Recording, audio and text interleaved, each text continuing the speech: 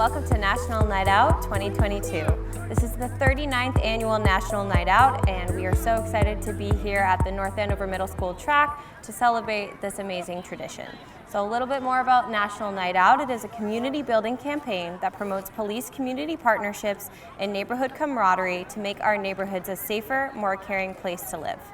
North Andover Cam is here stationed in our brand new pop-up studio to capture all of the fun tonight, as well as some interviews with the crowd and officials that help keep our town safe.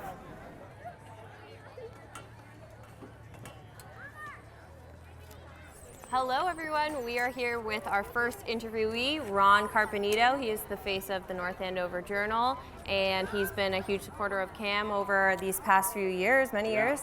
And you know what, we'll just turn it over to Ron. We'll have him tell a little bit about his experience with North Andover CAM. I won't hog the mic yet, so we can talk. But no, yeah, it's been quite a while. I mean, my wife Deb, who's off camera behind me, what year was it, hun? Maybe 2015, I think. About 2015, we saw an ad in, I forget, the community newspaper, looking for show host ideas, and she's like, "You're gonna get down there and do that." And you know, you always listen to your wife. That's, you know, if you're a smart husband, you listen to your wife. It's just what you do. And so I went down and I did it, and you know, I don't know if I was the only one to volunteer, but I got the job.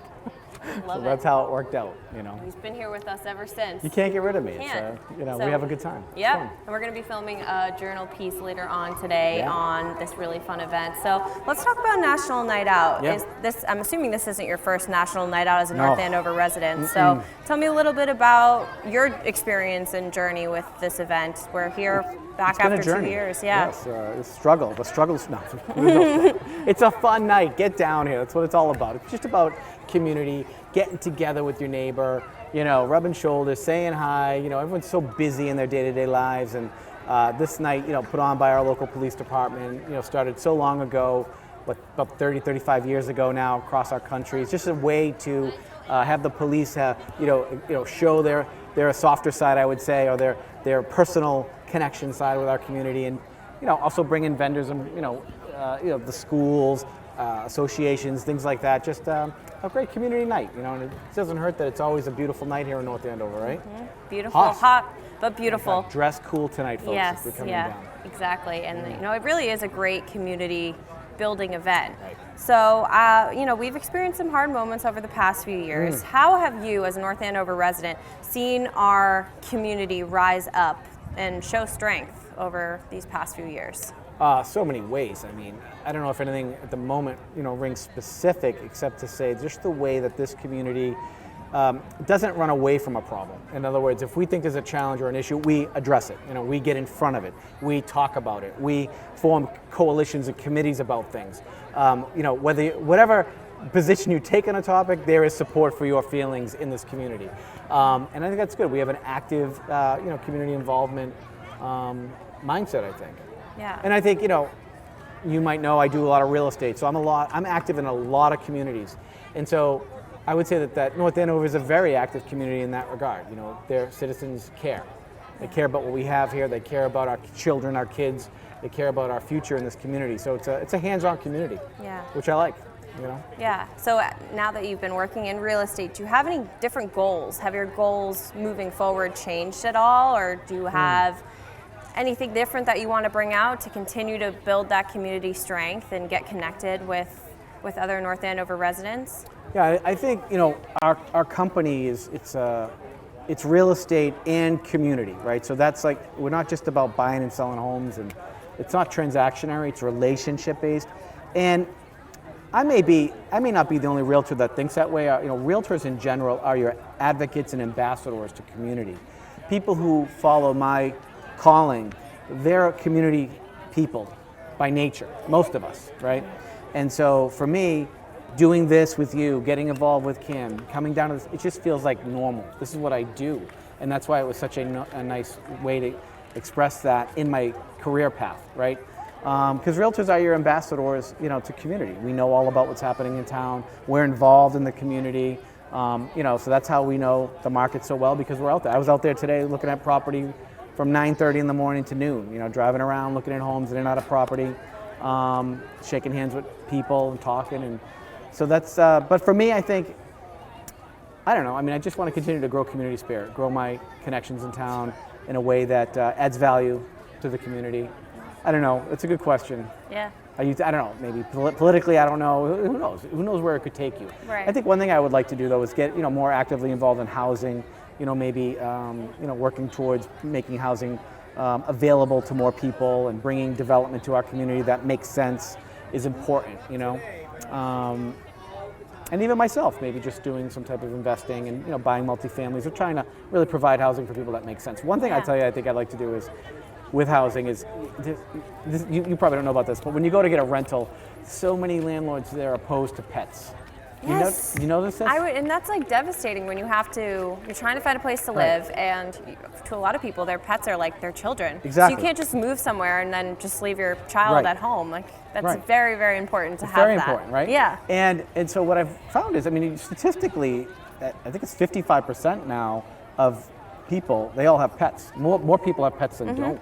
Yeah. But when you go to rent an apartment, a lot of landlords are like, no pets, blah, blah, blah, yada, yada, yada, because sadly, you're paying for the sins of the father, we call that, because the people before you, they might abuse the property or the pets abuse the property, people don't take care of it. I was talking to Deb about it and I said, my goal would be when I get into that sphere, everything will be pet friendly. Yeah. Because why not? Because if you don't have a pet, the property will still be fine. And if you do have a pet, it'll be ready for you with a pet. Yeah. Right? So, I mean, I think I would like to kind of spearhead the movement that let's make things pet friendly for everybody. I think that's a great It's plan. a good idea, right? Yeah, a really good idea. It's a neat IC. Yeah, very good. All right, well, anything else you want to say, Ron, to close it out? We're not much, just, we appreciate you here watching our CAM show all the time, Journal. Get involved, volunteer with CAM, it's easy, it's fun. We got 4 great kids behind the cameras right now that you don't see that are volunteering and giving their time, and we appreciate you guys. Me and Deb, we also are running I Love North Andover on Facebook if you want to check it on that. We're always posting up happenings in the community, and I'm doing little videos around town that you can partake in and have fun with. And we do little contests and things like that, promoting our town and what, areas and things you might not even know existed here in town. So check that out on Facebook, I Love North Andover. All right, thank you guys so much. We'll see you for our next interview. Okay, bye guys.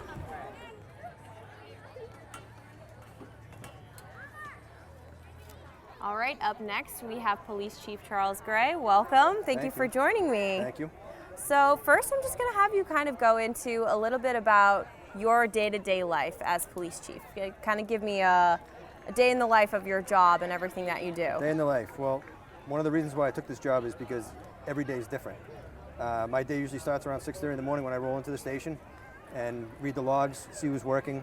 From there, it's checking on the work for the day, whether it's road details, whether it's staffing issues, whether we have any guests overnight that we have to transport to court, and then from there, it's just taking what the day gives me, and it's usually different every day. So yeah.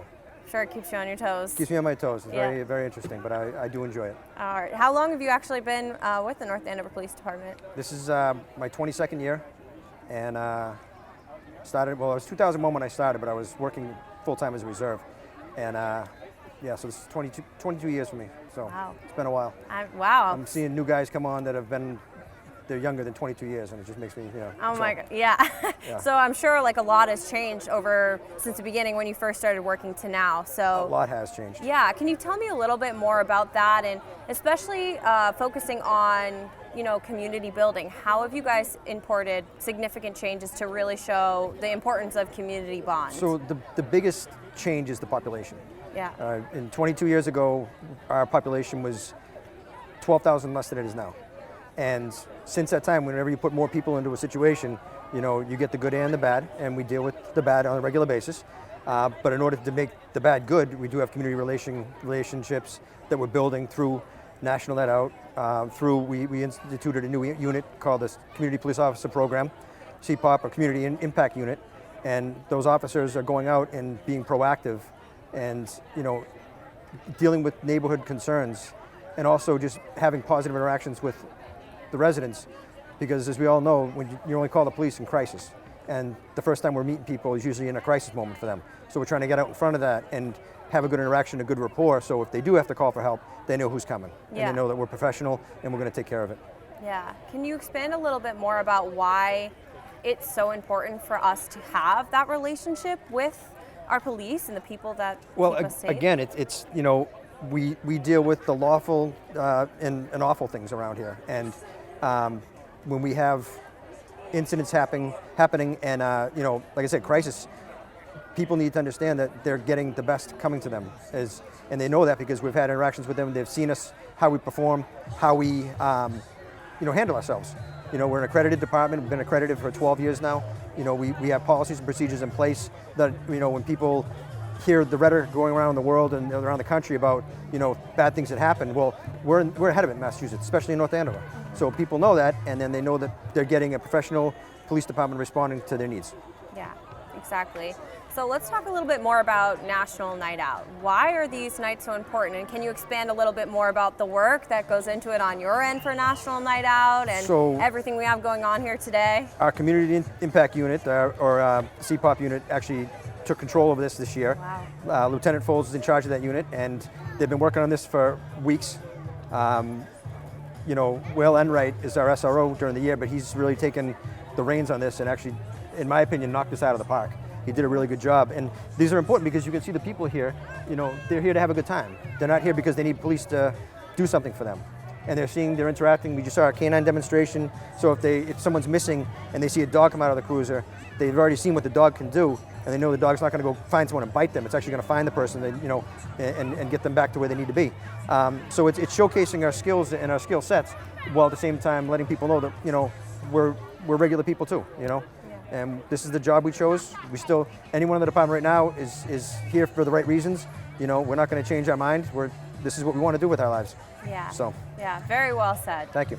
So is there anything else happening in the North Andover Police Department right now? Any updates, anything new that's going on? So the town manager, Melissa Rodriguez, really helped us out this year. She brought us up to where we need to be as far as staffing levels and stuff. So she and her deputy, Dee Casey, and her team really worked with us to present a budget that is going to increase personnel and get more police officers out in the street and increase our supervisory functions, getting some shift lieutenants out there and stuff. So the changes are coming. People are going to see them soon, but specifically you're going to see more officers on the street, you're going to see shift lieutenants, and a few more officers doing some impact stuff as far as training and stuff like that. So. Wow, that is so exciting, and I'm glad that you guys all got to hear it here firsthand. There you go. Thank you so much for joining me today. Is there anything else you want to say to close out the interview? Just tell everyone to have a great time. All right, everyone, have a great rest of your night, and thank you again for joining me. All righty, thanks.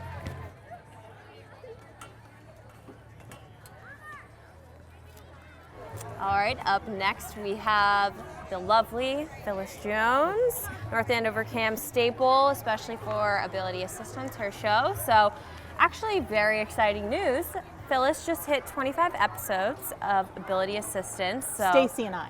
Yes, Phyllis and Stacy have hit 25 episodes, very exciting. So how about you just tell us a little bit more about Ability Assistance and the journey that you've had so far over these 25 episodes. Well, first off, it's the North Andover Commission on Ability Assistance that really is doing the program.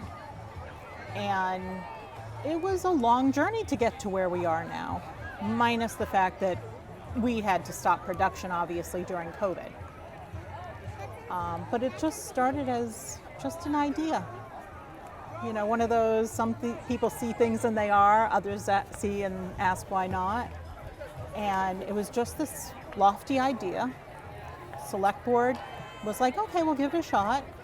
And now, 25 episodes later, we've had local offices, we've had state delegation members, we actually had somebody from Congressman Moulton's office in our first year, I believe it was. We've had nonprofits that help people that are nationwide, that are district-wide, and we're just expanding our reach. Mm-hmm. And we've gone from some place where I'm like, please, will you come on our show? To now I extend an invitation, I give them, I don't know, like the equivalent of a page write-up that says, hey, this is who we are, this is what we do, this is where we air. Mm-hmm. And these are some of our past guests. And it's like, yeah, which date can I have? So when we finished our June episode, we pulled dates for October, November, December, January, February, and March. and I'm booked through January. Wow.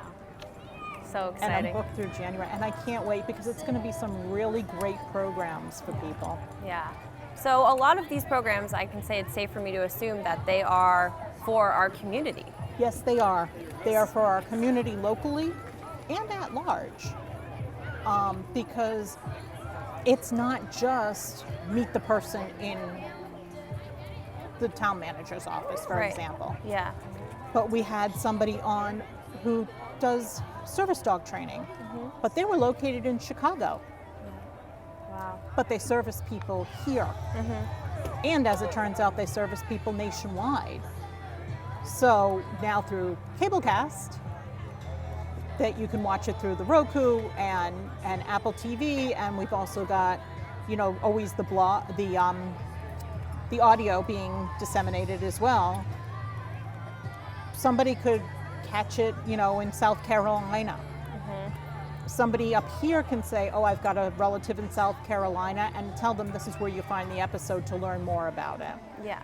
It gives this community so much strength Yeah. on how we help those who are considered disabled. Yeah. And community bond is extremely important, and I think we've learned that through a great event like this, how important it is and why we need it. So can you tell me a little bit more on your end about why you believe community bond is important, especially for people through ability assistance? I think we all learned, especially through COVID, that there are needs out there that we didn't even realize existed. And now we realized also that there are even more than we could have even thought of. And I think by having these town committees, town commissions at the local level Yeah. to help bring services together, and I'm not even just talking just the Commission on Ability Assistance, but there are probably a dozen or so committees and commissions. A lot of them are looking for volunteers, by the way, and they should contact Melissa Rodriguez, the town manager. It just strengthens the community as a whole because everybody has their own thing that they're interested in. Yeah. And if they can work on a local committee or commission, and it takes very little time to give a little bit, Yeah. and you just do so much, and you never realize how big the payback is going to be. Yeah. I could have never imagined in a million years what the payback would be for this little idea I had to just put on a television show once a month. Right. And we've gotten feedback from other communities that are watching it. It's incredible. It's incredible. And you know what you were saying about how, through the pandemic and everything, we've overcame a lot of tough times. Yes. How have you seen the community rise up through, as a North Andover resident too? How have you seen that? I've seen the school department do things that I never thought they could in a positive way. They're servicing kids who have, intellectual difficulties. They're seeing kids that were teetering on the edge, needing more and more services, and they're working with these kids and they're providing those resources. The police and the fire department still putting on events like this to make sure that, people realize that they're not alone. The Historical Society is just opening up, or recently opened up, a new location at 800 Mass Ave that they're looking to put an elevator into to make it more accessible, by the way. Wow. Yeah. I think now that people are able to get out a little bit more, they're more willing to be around people, and I think that that's kind of helped strengthen it. Yeah, I agree. So I think that's pretty much everything we have, but I know you're always busy, you're always doing something, you're always helping other people out. Do you have anything exciting going on or anything upcoming that you want to talk about while we close out the interview? Let's see, our next episodes we're supposed to have in October. It's going to be hard to remember. We have in October a young woman who is a student at UMass Amherst who found herself paralyzed from the waist down, like halfway through college, and never realized those things that are needed until. Yeah. There is a program, and of course here I am without my calendar, so I can't remember any of these programs. Let's just say we've got a great amount of programs coming up. I'm sending my daughter back to college, and I don't know why my daughter is screaming at me right now. Stacey's episode. Stacey's episode Oh, that's right. We have, Stacy has this way of liking to be the guest sometimes. So in November, we've got Stacy's actually going to be talking about her employer, Bridgewell. In January, I think it is, Barbara Italian, who a lot of people will remember here as one of our local elected officials. She's now with the Disability Law Center. Wow. And she's going to be on one of our episodes. I believe it's the January episode. And I know I'm forgetting something, but again, this is why I walk around with a calendar all the time, because You need one. God help me. Yeah. Well, you're doing amazing work for the community, and it's always a pleasure to have you. I love being here. I always poke my nose in. Hello, how are you? All right. Well, thank you guys so much for watching, and thank you for joining me. Of course.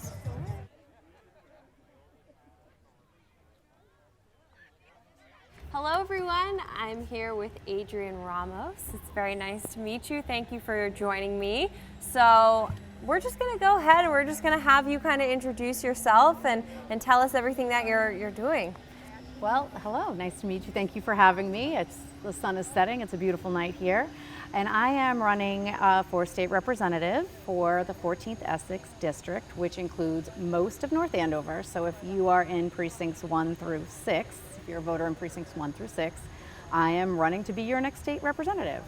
So I have lived here in town for some years now, and when I learned that Christina Minicucci, who is currently in the seat, was not seeking re-election, I decided it was time for me to put my money where my mouth is and get in the game and try to make a difference in the lives of our community and the rest of the constituency. So here I am. So exciting. Yeah. So, one of the big things about National Night Out is community. Yeah. So can you tell me a little bit more about why having that relationship with your community is so important? Well, that's what the nature of the job is, right? So being in the state legislature, I'm representing this community and representing the interests of the community. And so you can't do that if you don't understand the needs and you don't know what the people, in the town need and want. And I think it's important, particularly after 2 years of a pandemic, particularly in light of, how unsafe some members of our communities feel. It's important to have nights like this where we can come together as a community and we can see law enforcement here to support us and our entire community. It's very important. Yeah, so important. And we've, as what you were saying, through the pandemic and over these past 2 years, we've really experienced a lot, and our community's experienced a lot together. So how have you seen the North Andover community, as a North Andover resident, rise through these tough times, and what have you learned throughout that experience on how we can make things better? So I think it's, we really did come together as a community, from neighbors, checking on elderly neighbors, to creating, groups of common learning, to helping with food. I mean, I recall specifically, the meals that were delivered to families in this town. And how many people just jumped up to help to do that. And I think we really saw an opportunity to pause and think beyond ourselves. And we really were able to come together.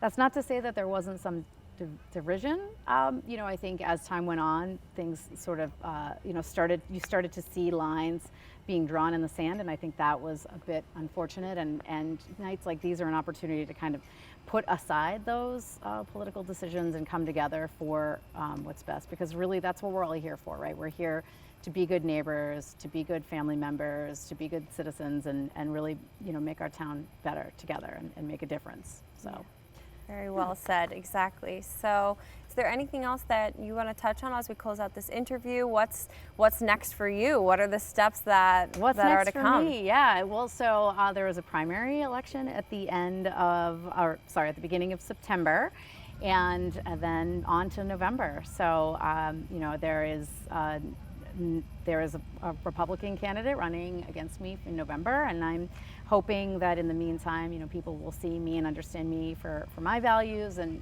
my commitment to community. I have 3 daughters who live here with me in town and are all active in the schools and activities, and, I really prioritize children and making sure that children get the services and support that we need. And again, it all comes back to how can we do that as a community. And so I hope that I can work together with North Andover to bring bring the funds back and be collaborative, because that's what it's all about. Yes, all right. Well, thank you so much for joining me, and it was really great to meet you.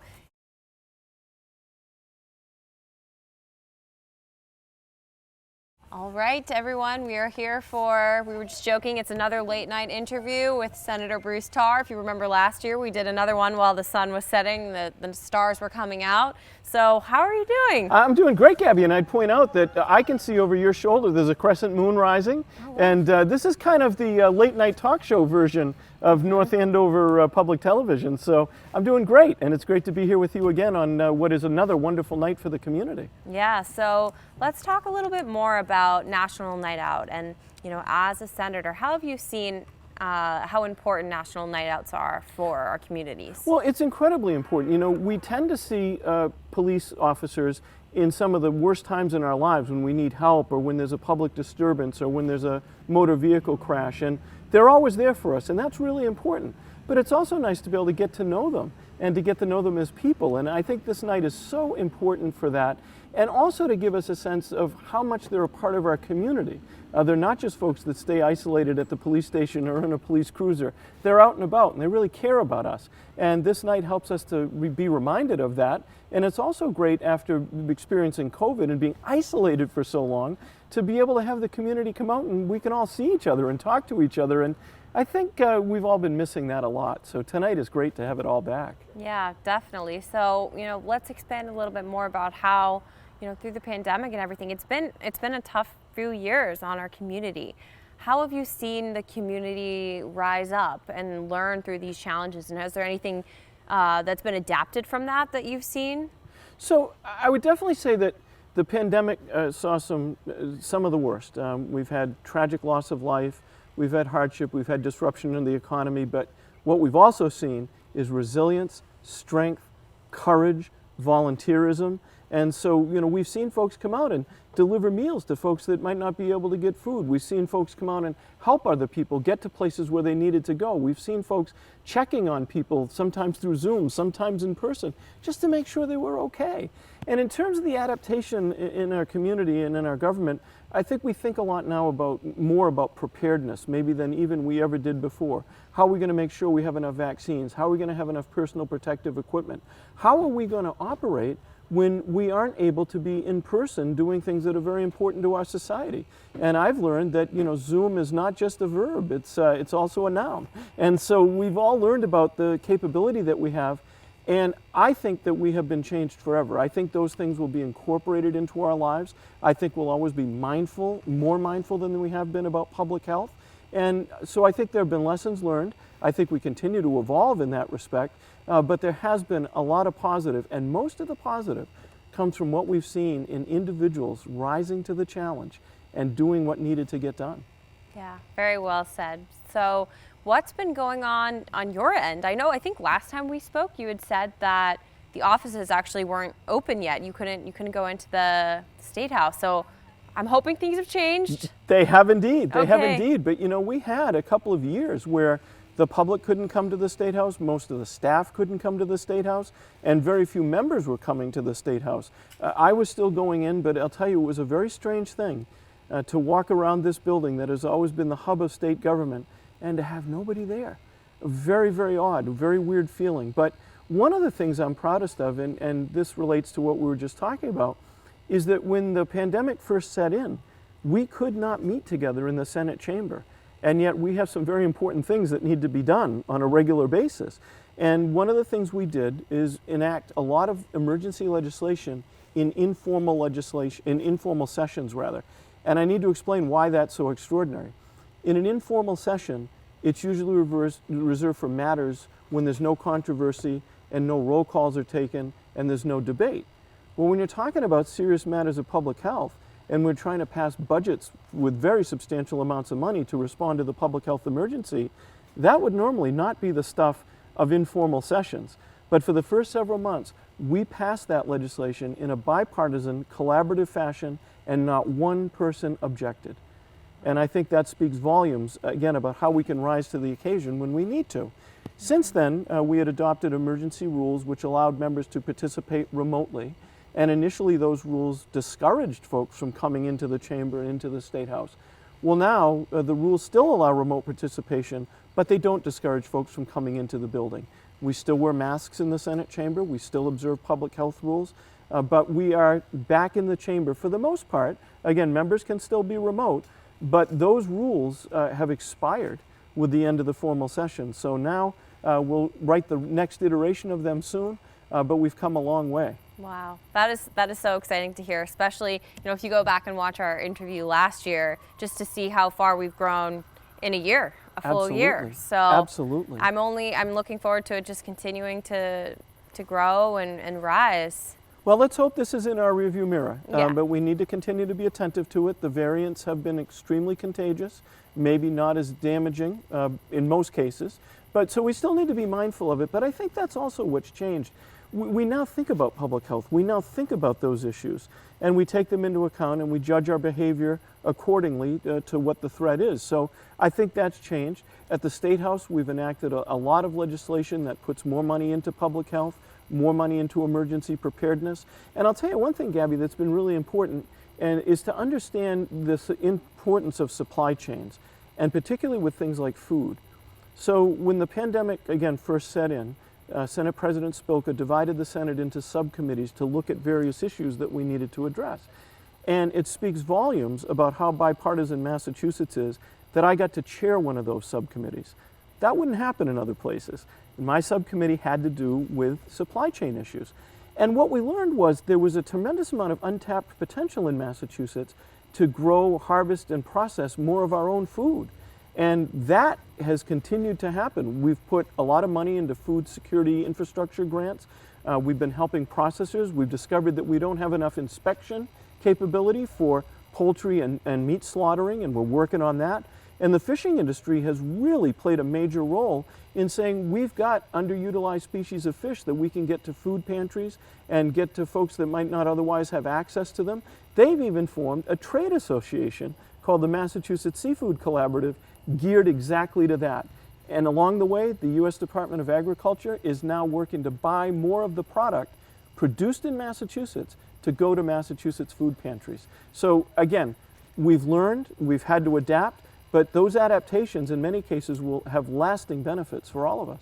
Wow, that is amazing to hear about. Thank you so much for taking the time to speak on all of those issues and everything and how far we've come. And thank you for joining me for this interview. This is the last interview of the night, so it's a great way to wrap it all up. Is there anything else you want to say? Well, it's great to be here. Now, I wouldn't miss this tradition, and as you can tell, I'm usually shy about talking, but for you, I will do it, and really appreciate it. And I do just want to say to folks that are watching how incredibly valuable this community television station is, and we should never take it for granted, because it helps to hold us together as a community, to see what's happening when we can't get to an event or a meeting. And on a night like this, of course it should be part of the celebration and should bring us all together on National Night Out. And I'm just so glad to have the chance to talk to you and be here with all of you, and just want to thank you for all the good work you do. Thank you so much. And thank you guys for joining us for another successful National Night Out for the year of 2022. Signing off.